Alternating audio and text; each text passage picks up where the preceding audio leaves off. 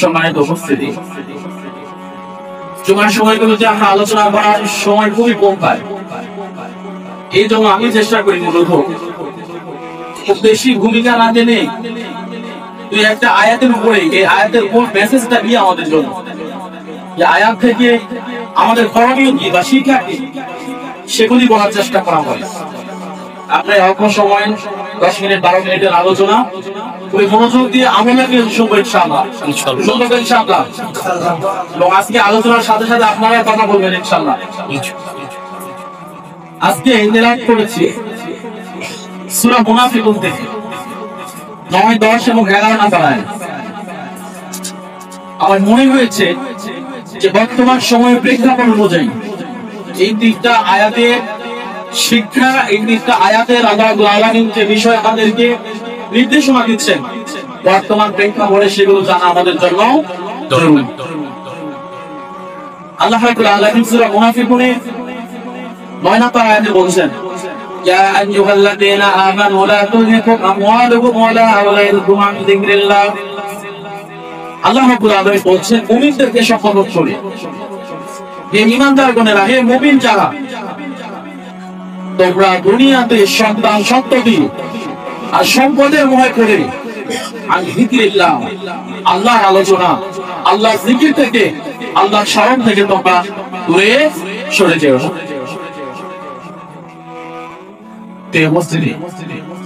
আজকে দেখেন আমাদের সমাজের প্রেক্ষাপট কোথায়। আজকে যারা আমরা আল্লাহকে ভুলে গিয়েছি, আল্লাহর সন্তুষ্টি থেকে যারা আমরা সরে এসেছি, আমাদেরকে দুইটা জিনিসই বাধা দিয়েছে, একটা আমাদের সম্পদ আর আমাদের সংসার সম্পত্তি। ঠিক কিনা?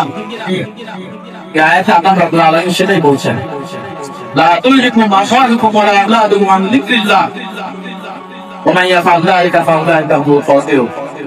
যে হে ঈমানদারেরা, তোমাদের সন্তান, তোমাদের সম্পদ তুলে দেওয়া তোমাদেরকে আল্লাহর জিকির থেকে দূরে সরিয়ে না নেয়, সেদিকে খেয়াল রাখতে হবে। খেয়াল আছে আমাদের? আমাদের সমাজের মানুষের খেয়াল আছে? একটু কথা বলি, সবাই খেয়াল আছে আমাদের? না। সূরা তাকাবুরের ভিতরে আল্লাহ রাব্বুল আলামিন বলছেন, ইন্নামা আমওয়ালুকুম ওয়া আওলাদুকুম ফিতনা। আল্লাহ রাব্বুল আলামিন আমাদেরকে সন্তান, সম্পদ এগুলো দিয়েছেন পরীক্ষা করার জন্য। কিসের জন্য দিয়েছেন? পরীক্ষা করার জন্য দিয়েছেন। কিন্তু আফসোস, আমরা সেগুলোকে স্থায়ীভাবে সেগুলো নিয়ে আমরা মত্ত হয়ে পড়েছি। এমনকি যে রব আমাদেরকে এত সুন্দর করে সৃষ্টি করলেন, এত নিয়ামত দিলেন, এত সম্পদ দিলেন, এই যে আমাদের সন্তানগুলোকে কে দিয়েছেন? একটু কথা বলি, সবাই কে দিয়েছেন? আল্লাহ দিয়েছেন। অথচ এইগুলোকে, আল্লাহ দেওয়া জিনিসকে পেয়ে আমরা আল্লাহকে কি করেছি? বলে দিয়েছি। আমরা জানি আমরা তো রূহের জগতে ছিলাম। আল্লাহ রাব্বুল আলামিন সমস্ত রূহ একত্রিত করে প্রশ্ন করেছিলেন, আলাস্তু বিরাব্বিকুম, আমি কি তোমাদের রব নই? আমি কি তোমাদের বিধানদাতা নই? আমি কি তোমাদের পালনকর্তা নই? সেদিন আমরা কিন্তু এগ্রিমেন্ট করেছিলাম, আল্লাহর সাথে চুক্তিবদ্ধ হয়েছিলাম। আমরা সেদিন সবাই বলেছিলাম, হ্যাঁ অবশ্যই আপনি আমাদের একমাত্র হন, আপনি আমাদের একমাত্র পালনকর্তা।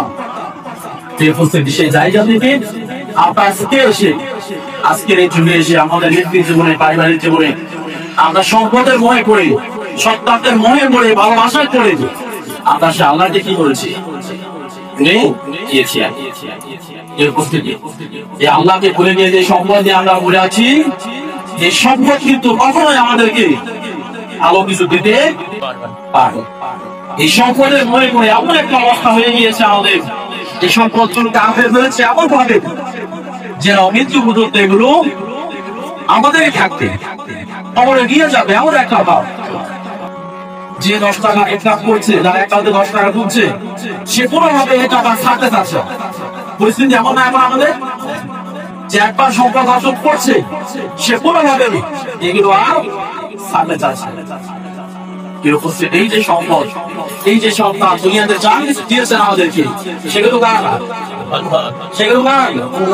আল্লাহ। তাহলে আল্লাহ দেওয়া জিনিস পেয়ে আমরা কি করেছি? আল্লাহকে ভুলে গেছি। আজকে কি সম্পদ দেখেন, আমাদের সমাজে যদি খোঁজ নেওয়া হয় 99% বেশি হবে যাদের ইনকাম বৈধ নয়। হবে না একদম? মনোযোগ করা হবে সুদের সাথে জড়িত আছে না? আপনি খোঁজ নিয়ে দেখেন 100 লাখ ধরতে করতেন 99 জন লোক পাবেন এমন তাদের অর্থের ভিতরে কি আছে? সুদ ভিত্তিক লেনদেন আছে। একবার মসজিদে তাবলীগ গেছে আগে হবে তো কর্মী মানুষ দেখে মনে হলো যে খুব বেশি ইসলাম বলবে কি জানে না তাবলীগের 3 লাখ সাথে চলে আসে জিজ্ঞেস করলাম আমার কি করে কারণ বলতেছে যে বাসায় হচ্ছে একটা চা দোকান আছে আমি দেখাশোনা করে আমার ছেলে কি করে দেখাশোনা করে। তো আপনি আসছেন এখানে অনেক টাকা পয়সা আপনাদের কি হয় খরচ হয় তো বলতেছে বোকা নিজের জন্য খরচ করলে কি নাই কোনো কথা নাই আলহামদুলিল্লাহ আপনি যা করতে ভালো। তারপরে বলতেছিলাম 10,000 টাকা কিস্তি তুলছি 5,000 টাকা আছে দোকানে দিয়ে আসছি আর 5,000 টাকা আল্লাহ কাছে কি করছি বেরিয়ে বসে একটু চিন্তা করেন। এইভাবে শুধু ঘুষ আমাদের ভিতরে এমন ভাবে ঢুকে পড়ছে এইগুলো আপনার হারাম মনে করে এইগুলো নিয়ে যখন সমাজে কথা বলে তাদেরকে ভালো চোখে দেখতে পারি না। তারা কি ম্যাক্সিমাম সেটা কিন্তু জড়িত হয়েছে তাই না? তো জায়গায় আপনার গাড়ি আমাদের দিক দিতাম এমতে বাজেট এমন 2-1 মধ্যে থাকতে পারে যা আসলে দারিদ্রতার কারণে কি করছে আর এই যে কার্তিক মাসে এই সময় এই মাসে অভাব হয় তাই না? ওনাকে দেখবেন এই সময় শুধুমাত্র একটু বসে বসে খাবে এই জন্য কিস্তি দেবে সেজন্য বলে নিয়ম করে পরিশোধ শুধুমাত্র আমাদের আরাম আয়ের জন্য এগুলো হারাম উপার্জন করে করে আজকে হারাম এখন আমাদের শরীরের ক্ষতার কারণে আমরা ইবাদত বন্দেগীতে মজায় আছি। মসজিদে এসে থাকতেই মনে চায় কতগুলো আপনাদের এলাকা মসজিদে আজকে তোমার মাঝে বসে আসে কয়েক আচ্ছা আপনাদের যে এলাকায় সঙ্গে মসজিদ আছে সব পুরুষ মানুষ জায়গা আমি মসজিদে জায়গা তাহলে এটা কেন বলছে একটা জুমার দিনেও আওয়াজ চলে আগে দাঁতটা তো মানে কেন যাচ্ছে না এই দাঁতটা দেখে মসজিদে নিয়ে আসে পারতেছে না। আপনি কোথায় দেখেন যা মসজিদ কে হয় না সুদ খাইতে খাইতে হারাম খাইতে খাইতে অন্তরে আল্লাহ কি বলছেন এই জন্য সম্পদ অর্জনের দিকে সতর্ক অনেক সতর্ক থাকবো। আপনার যদি হারাম অর্জন যদি আপনার সম্পদের ভিতরে ঢোকে ওই সম্পদ দিয়ে আপনি কখনোই কি করতে পারবেন না আল্লাহর সন্তুষ্টি অর্জন করতে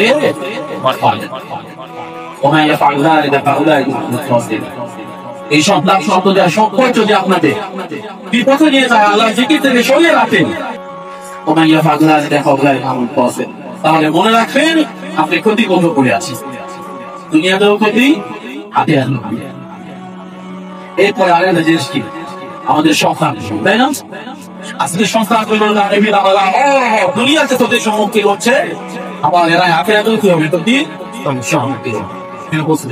শুধু এতটুকু বলে সন্তান দিতে পারে তাদের সন্তান আগে আসে অন্তত কোরআন শিক্ষাটা দিলেন আপনি ছেলে ইঞ্জিনিয়ার বানা ডাক্তার বানা বিসিএস মেধা বানা কিন্তু তার সাথে আগে রবের সাথে পরিচয় করিয়ে দিলেন।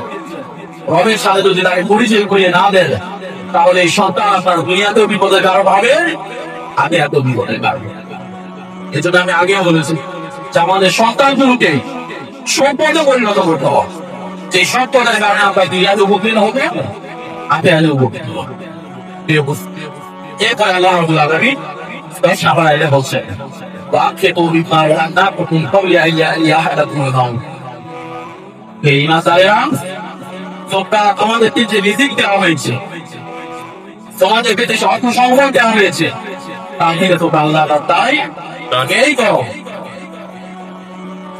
আয়াতি আল্লাহ মৃত্যু আসার আগে কি করতে আল্লাহ তাই সামনে বলে মসজিদ মাদ্রাসার জন্য যাবেন 100 টাকার উপরে দেবেন অথচ দেখে বাগান ঘরে 2-4টা গরু জমা গেলেন আলোকে দিই খাওয়া জীবিত অবস্থায় 100 টাকা দুষ্টিতে দিয়ে সে যে উপকৃত হবে না যা পুলি রাখ পাবে মারা যাওয়ার পরে হাজার ওকে গুণ হবে সমাজেও সেই পরিমাণ হবে না সেই পরিমাণ হবে। এই জন্য আল্লাহ রাব্বুল আলামিন নির্দেশ সর্বই কোরআনের কথা চালবার রাস্তায় দান করে হবে কিন্তু আল্লাহ তুলবে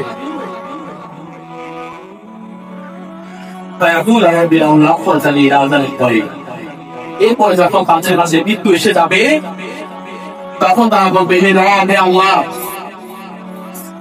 আমার তার একটা সুযোগ দেন আর একটু সুযোগ দেন আমাদেরকে এইবার আমি কি করবো দান সাহেবটা করবো আমার যা কিছু আছে সব আপনার রাস্তায় কি করে দিব দান করে দিন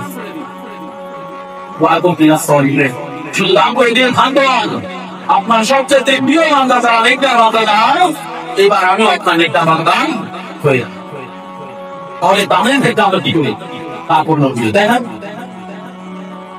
আপনার চাইশ করে গিয়ে প্রয়োজন ছাড়াই টাকা পয়সা নষ্ট করছি বাজারে গিয়ে নষ্ট করছি সন্তানদের মাধ্যমে নষ্ট করছি বিভিন্ন ভাবে টাকা পয়সা নষ্ট করছি আপনার বাজারে গিয়ে যদি আমাদের 100 টাকা কন্ট্রাক্টটা বের করি কিছুই মনে হয় না তাই না টাকা মানে এখন আছে বাজারে গিয়ে যদি 100 টাকা দেখি আমাদের কাছে কিছু মনে হয় 100 টাকা বের করে আমাদের যা মনে হয় না মসজিদে জুমার দিন 5 টাকা দিন তার চাইতে বেশি কষ্ট আমাদের হয় কি হয় না কষ্ট হয় আল্লাহ রাব্বুল আলামিন বলেছেন আল্লাযীনা ইউনফিকুনা ফিস সাদাকাতি যারা মুমিন হবে তারা মুত্তাকি হবে তারা সচ্ছল অসচ্ছল উভয় অবস্থাতে আল্লাহ রাস্তায় কি করবে তাহলে আয়াত থেকে আমরা সংক্ষেপে যে শিক্ষা পেলাম মৃত্যু আসার পূর্বে আমাদের কি করতে হবে আল্লাহ রাস্তায় তা করতে হবে মৃত্যু আসা অপেক্ষা করে যদি আমরা বলি আল্লাহকে যে আল্লাহ একটা সুযোগ দেয় আর একটা সুযোগ দেয় সব দান করে দিব সুযোগ দিবে আল্লাহ আল্লাহ রাব্বুল আলামিন বলেছেন আল্লাহ ইনজালাতকে ওয়াকাবু নাসা ইদা জা আজালুহা আল্লাহু খাবিরুম বিমা তা'মালুন আপনার মৃত্যু যে সময় লেখা হয়েছে যে সময় অবধারিত আপনি পুরো পৃথিবীকে ভুলিয়ে যদি কোনো রাত লাগে খাওয়া কোনো মানুষকে খাওয়া নিজে খান এক সেকেন্ড এরকম বেশি সুযোগ আছে মৃত্যু থেকে এক সেকেন্ড বেশি বাঁচার সুযোগ আছে সুযোগ আল্লাহ রাব্বুল আলামিন বলছেন ওয়ালা ইয়াখলুল্লাহু নাফসান ইযা জা আজালুহা কোন মানুষের যখন সময় শেষ হয়ে যায় তখন আল্লাহ রাব্বুল আলামিন তাকে কোনো অবকাশ দেন আল্লাহু খাবিরুম বিমা তা'মালুন এবং আল্লাহ রাব্বুল আলামিন ভালোই জানেন যে আপনাকে যদি আবার সুযোগ দেওয়া হয় আপনি আবার সুযোগ দিয়ে আবার দুনিয়ার হয়ে পড়ে সন্তানের ভয় করে আপনি আবার ভুলে যাবেন এটা আল্লাহ জানেন না আমাদের সমাজে কিছু লোকের মধ্যে প্রচলিত আছে কি জানেন একটা করে অপরাধ করবে একটা করে গুনাহ কাজ করবে আবার করবে তো আল্লাহ তোমার রাজনীতি করে রাখছে লিখে রাখছে এটা আমার দোষ করবে বলেনি বলে না এমন আল্লাহ তোমার আগে লিখে রাখছে এখানে আমার কি দোষ চিন্তার বিষয় না আমরা জানি আমরা যা কিছু করি দুনিয়াতে সবকিছু আল্লাহ কি করছে লিখে রাখছে আমাদের তাই দিলে লিখে দিয়েছেন আমরা জানি বুঝতে পারি আল্লাহ লিখেছেন বিধায় আমরা অপরাধ হচ্ছি এমন তো না বরং আমরা অপরাধ করবো যখন আল্লাহ আমাদের আগে থেকে জেনে সেটা আমাদের তাকে লিখে দিয়েছে আল্লাহ লিখছে বলে আমরা করতেছি বরং আমরা করবো এটা এটা আমরা জেনে আগে কি করেছেন লিখে বন্ধ করে দিয়েছে জুমার দিন যাচ্ছে আসতেছে ওয়াজের সিজন যাচ্ছে আসতেছে ওয়াজ শুনতেছি আসতেছি যাচ্ছি এরকমই যদি ধারাবাহিকভাবে চলতে থাকে এই জায়গাগুলো থেকে যদি আমাদের আমলের চিন্তা না আসে আমাদের পরিবর্তন যদি না আসে তাহলে এই যে এত বড় আয়োজন এত কিছু আমরা দুনিয়াতে করতেছি সবকিছু আমাদের জন্য সফলতা ব্যর্থতা আজকে যে আলোচনা হলো আজকে যে আলোচনা হয়েছে কোরআন থেকে বলছি এইটা থেকে আমরা এতগুলো মানুষের মধ্যে একজন যদি আমাদের অঙ্কে নিয়ে আসে এতটুকু যে কথাগুলো এনে চলা দরকার দুনিয়ার প্রতি মহাত্ম কমানো দরকার আমাদের আল্লাহর মতো ভালোবাসা বৃদ্ধি করা দরকার বেঁচে থাকতেই আমার জীবন দশা নিয়ে আমার সম্পদ করে কি করতে হবে আল্লাহ আমার প্রয়োজনে দান করতে হবে প্রয়োজন অনুযায়ী মৃত্যুর সময় আসে আল্লাহ আমাদের সুযোগ দিবে তো এগুলো নিয়ে একটু চিন্তা ভাবনা করা দরকার এবং আমলের নিয়তে এগুলো শোনা দরকার আমরা আগামীতে আমাদের ব্যক্তির জীবন আজকে যে আলোচনাগুলো করবো খুবই গুরুত্বপূর্ণ আলোচনা প্রথম আয়াত থেকে শেখা হচ্ছে যে দুনিয়ার প্রতি মহাব্বত কমে আল্লাহর সাথে কি করতে হবে সম্পর্ক বৃদ্ধি করতে হবে দ্বিতীয় আয়াতের শেখা হচ্ছে যে মৃত্যু আসার পূর্বেই আমাদের সামর্থ্য অনুযায়ী আল্লাহর রাস্তায় দান করতে হবে তৃতীয় নাম্বার শিক্ষা হচ্ছে আমরা যা কিছুই করি না কেন আমাদের উপরে যা কিছুই চলুন না কেন সে আল্লাহ রাব্বুল আলামিন সবকিছু খবর রাখেন। তার সত্ত্বে উপস্থিতির আয়াতগুলি দেখে আমরা আমাদের ব্যক্তি জীবন, পারিবারিক জীবন, রাষ্ট্রীয় জীবন সকল ক্ষেত্রেই যেন আয়াতগুলো বাস্তবায়ন করতে পারি। আল্লাহ রাব্বুল আলামিনের কাছে সেই তৌফিক কামনা করে এখন শেষ করছি। আসসালামু আলাইকুম ওয়া রাহমাতুল্লাহ। যারা সুন্নাত করে নাই সুন্নাত করে